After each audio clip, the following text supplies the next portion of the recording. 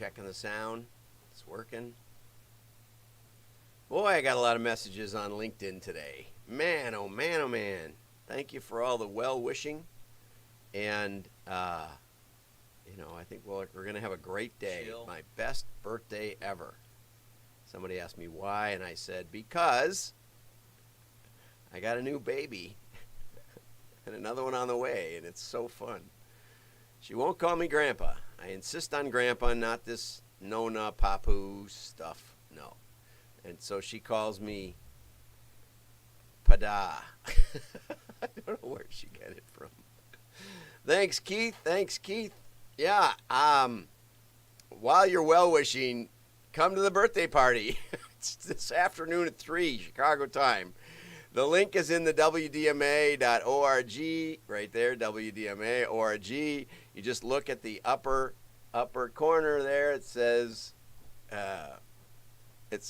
all you need is mail. Thanks for the like. Oh, this is fun. We're having a great day already. Oh, I have an article for you can't miss. Hang with me a little bit. This is blow your mind. It's one of the best articles I've ever run across. And Steve sent it to me. I'll have to thank Steve later. It's why your accounts aren't growing, and it's especially good for print. And I'm going to talk to you about print today and how to sell print and why we're not all growing. And it's so powerful. So let's start over here. Oops, I got to say my thing. 5, 4, 3, 2, 1. I'm John Miglash for the Wisconsin DMA and the International Society for Strategic Marketing. Okay, let's go over here I see people on Periscope and on LinkedIn. That's great. Oh, thank you for the help on that. Okay, so let's go over here I was going to start with, just for fun, and I don't know if this will get the right place, but let's start with this one. This is called a mail short. Your mail doesn't have to be boring, and it's a little, if you ask me, it's like canned footage, but it's envelopes going through an addresser and going through an automated stamp affixer. I remember when that was new. Thanks for watching Voom Group, Print Solutions. Oops. Scroll down. Print Solutions. See that? And I don't know. That's the way we sell print. Oh, we can do so much. We have machines. We have nice machines. We can do so much. Okay, so let's go on to other things. Okay. Hustler publisher Larry Flynt dies at age 78. And you think, well, what in the world are you talking about this for? And it's because not only did Ray Schultz, my friend, mention it, but back in the day, my understanding was that Harry Quadracci was working at Krieger in Milwaukee and wasn't happy there. And for some reason, Larry Flynt wasn't happy there either. Krieger was, I think, the only major printer in Milwaukee that had rotogravure. Donnelly had it down in Gallatin.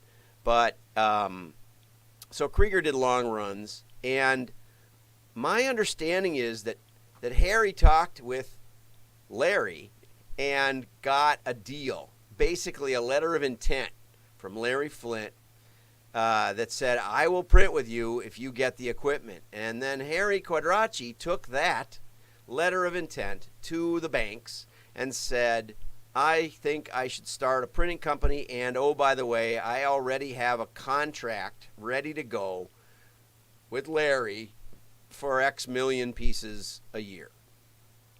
And that collateral or whatever, that letter of intent or letter of credit or whatever, was enough for the banks to say, okay, Harry, give it a go.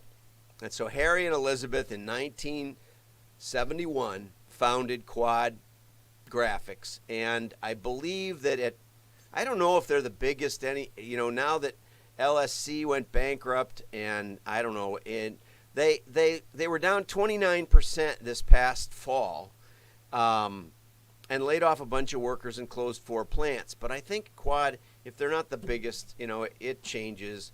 Quebecor was for a while when they acquired a few people, and Donnelly was for a while. I don't know. I lose track of who's the biggest at the moment, and maybe it's just PR. But Quad got started with Larry Flynt, and Larry Flynt passed away. So I just wanted to say, I guess, thank you to Larry for believing in Harry and giving us Quad graphics. We're talking with Quad about this next article, not the next article. I just want to show you one more article. Somebody asked on a platform called AskMetafilter.com. No idea, never heard of it before. But they asked, is there a web marketing to direct mail platform? And the questioner said, let's say I search for a product X. I'm retargeted with ads for product X, digital ads, triggered ads. And I get a postcard for product X a week later in my mailbox. Or a few days, 2 days later. And he said, is that possible? And this was written at 2 a.m. this morning, I think from France. Or somebody said, pardon my French. But anyway, and then the answerer, which was written at 5 a.m., I didn't get to this yet, so I will answer them, said, MailChimp can do postcards if you have the physical address. There's a good point. One of the great points is, if you have shipped to your customers, you have the physical address, very likely, or at least an acceptable one, right? If you don't have that in your CRM, you can't trigger some kind of mailing. But if you do, and this we did with LS Direct, Brian DeLate, that's somebody I would call, that's what I'm going to tell the answerer, because I've worked with Brian. I've worked with a lot of people that can do this kind of thing, but LS I've worked directly with, and they do an excellent job, and Brian is great. But this is a totally wrong answer down in this article. I can't get it. I got to point the opposite way. There it is in this article. This is a totally wrong answer, but I want to point out that people are asking the right questions. Can I get a postcard sent right there? That is a great way to move from pure web to web plus mail. That's a great start. And also shopping cart abandonment, a great place to start. Mail something.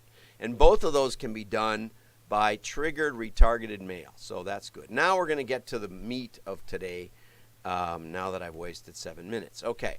This is from Gartner Group, and it says why accounts aren't growing and what to do about it. And this is another one that you're going to have to subscribe to WDMA so you can get the full article. It'll be all marked up with my accounts. But they spent 3 years studying why traditional account management model isn't working. Okay? It actually works against account growth. This is radical stuff. Where are we right now? We're in disappointing account growth, right? Disappointing account growth. And we've got sales leaders reporting a 2.3% increase in the size of their sales team's portfolio, but no growth. Existing customers, they say, this is based on a Harvard Business Review article from the 70s that says existing customers are easier to sell to. Yeah, but that's not exactly the truth. I did a study for Deluxe Check years ago, and we looked at the number of years a customer had been with them and the likelihood of the customer to leave. And that likelihood actually was more closely correlated with the budget for customer support. That if they didn't have much in customer support, when they cut the customer service, customers left. And when they didn't, customers stayed. And that's an important point that's touched on in this article, but it's not the whole story. Okay? In other words, it isn't nearly as correlated with the customer service as you think, but it is correlated with bad customer service. Okay? So, if the account manager is unable is a good one, or unwilling to identify growth opportunities, the entire existing customer growth engine stalls out. Why? Well, there's a couple of responsibilities. There's the farmers who are responsible for cultivating customers, and there's the hunters who are only responsible to get new customers. Okay? And what the study finds is is that the hunters are willing to take a potential client that's a little below their average client. They're willing to start with a little guy, okay? I did a keynote for R.R. Donnelly back in the 90s, I suppose. Got a standing ovation from 250 of their salespeople. And I said, the trick is you want to be nice to the little guys and you want them to grow. And that isn't easy when your printing presses are completely full, okay? But that's how I started with Donnelly. In fact, it's a funnier story. My mother-in-law, when I married her daughter, my mother-in-law was like, what do you do again? Direct marketing consultant? What the heck is that? Okay?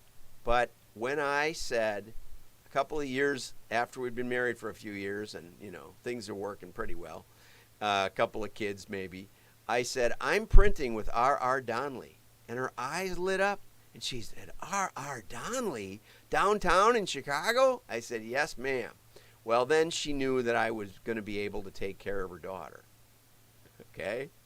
I was probably a little small for Donnelly at that point. We ended up going to Roto down at Gallatin. That's why I know about it.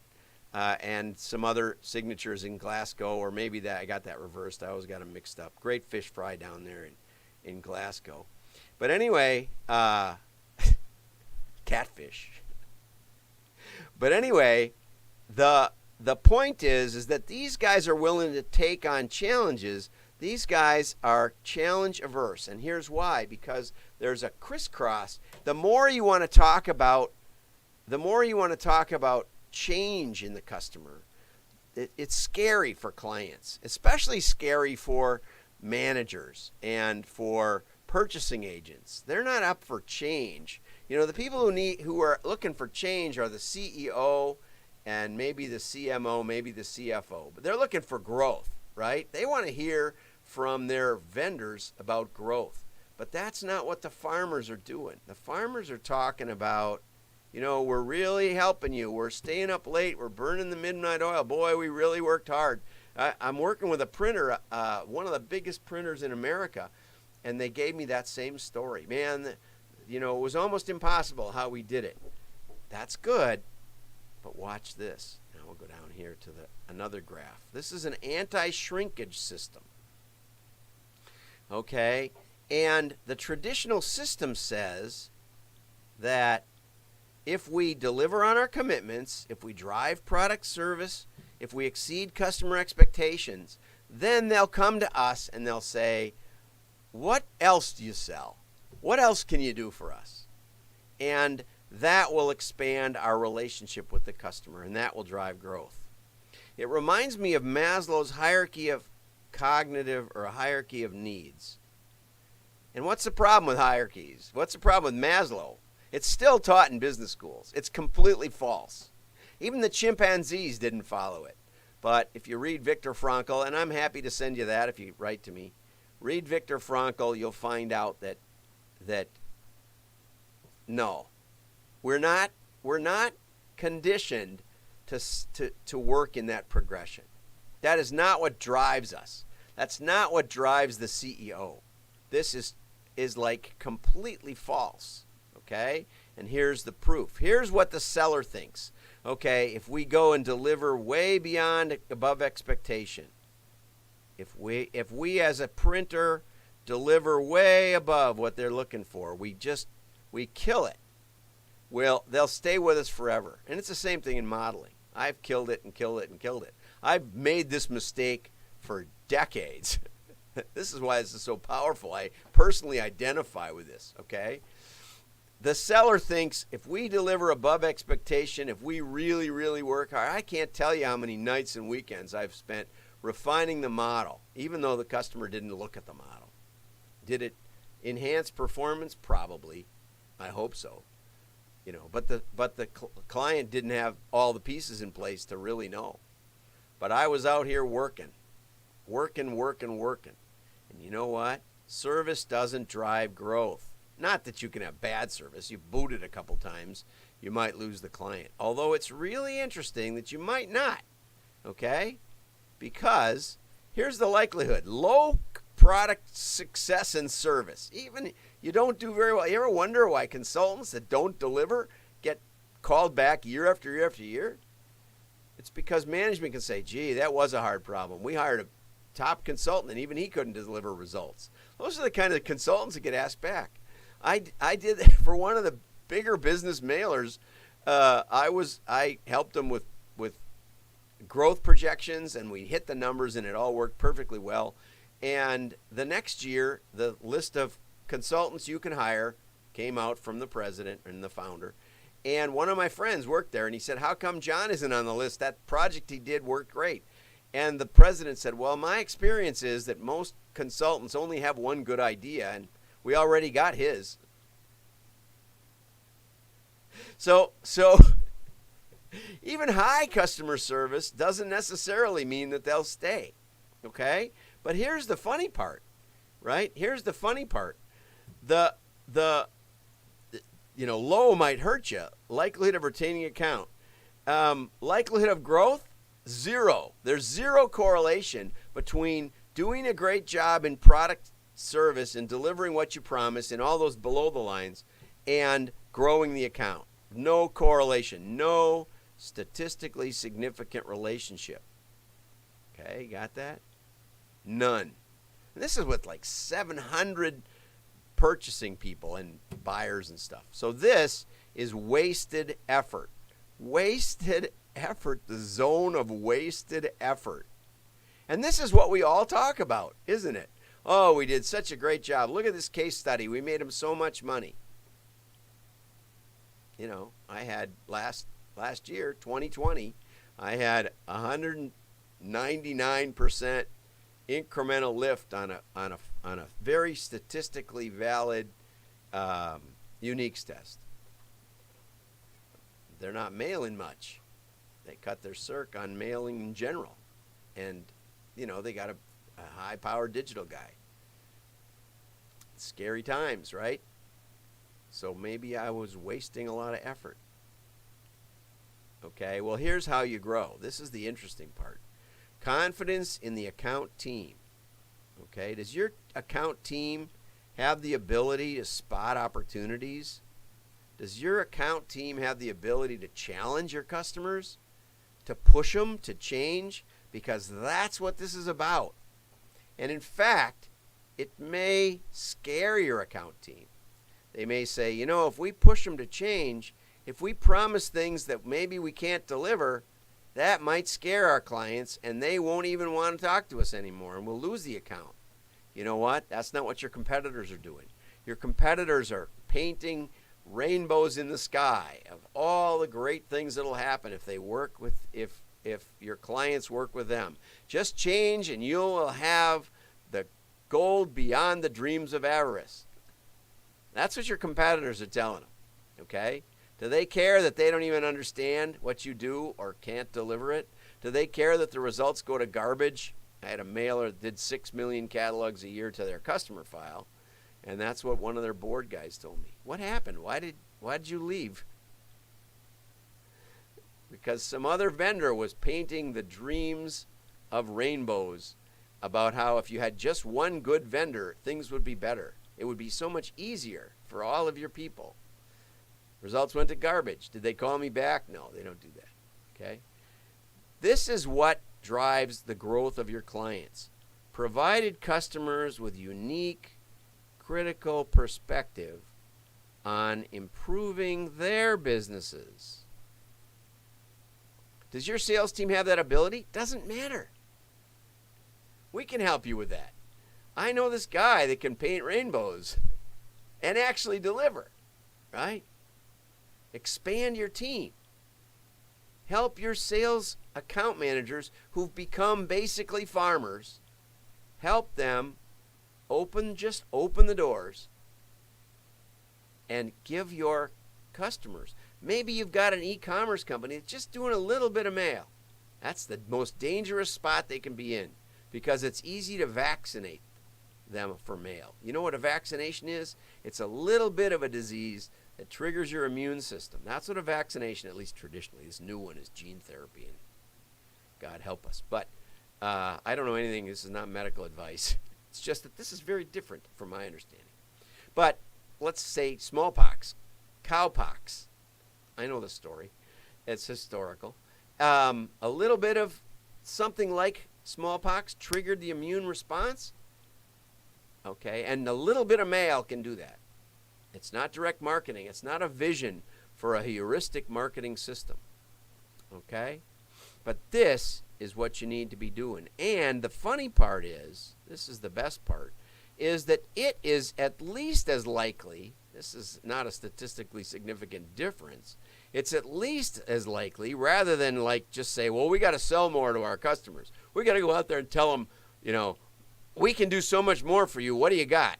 Aggressively. That is not the answer. Okay? And just delivering product and service isn't really the answer. Customer improvement. Do you have somebody that can see the opportunities? I've been doing that for decades. Right? So get with the WDMA, join the WDMA, and get world-class account managers to go forward-looking instead of back. Help them out. That's the mission. Don't forget, now we've got that out of the way, don't forget, 3 o'clock, go over to WDMA.org. Hey, David. I see David's live. I should put him on the screen. I wonder if I could. I don't think so. I think he doesn't usually come on until right at the right answer, but I see him going live. I'm gonna get on there, maybe harass the people there, and invite them to my hangout. Hi, Michelle. Thanks for the good morning. And so I hope to see you there. Michelle's registered. Keith's registered. Matthew Parker should be coming. So if you really enjoyed Matthew Parker's work, or you've seen some of his, like you saw the interview with me and Matthew, then you can actually talk with him, live. It's going to be fun. It's 3 o'clock. Nobody's doing anything at 3 o'clock on Friday afternoon. You're just hanging out anyway. So get on there. Get the link from the Zoom. I think we have enough people, more than enough, but maybe they don't all show up. So get on there, and the style consultant will boot you off if you're just hanging out. WDMA.org. The link will be down below, but not the Zoom link. You got to go register for the Zoom link. That's over there on the website. But I'll send you the link for this. All you need is love. No, all you need is mail. But we'll be talking mail marketing, and it'll be fun because where else do we get to do that? Nowhere these days. So have a great day. Like and share. Your friends will know you're smart. Bye-bye.